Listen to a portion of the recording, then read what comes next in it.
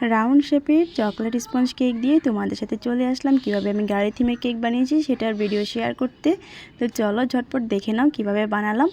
প্রথমে আমি কেকটাকে ভালো করে চকলেট ক্রিম দিয়ে কোটক্রাম করে নিয়েছি। এবার এটাকে সেট করে নিয়ে এবার আমি দুই পাশ থেকে মার্ক করে কেটে নিয়েছি। এবার হচ্ছে কিভাবে গাড়ি শেপটা দিচ্ছি একটু লক্ষ্য করলে আশা করি বুঝতে পারবে।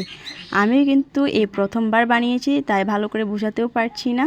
আমি কয়েকটা ভিডিও দেখে তারপর হচ্ছে এই কেকটাকে কাটিং করেছি। আর এটা তোমাদের সাথে ফাইনাল লুকটা আমি নেক্সট একটা পার্টে শেয়ার করব। আজকে তোমাদের সাথে এতটুকুই শেয়ার করছি।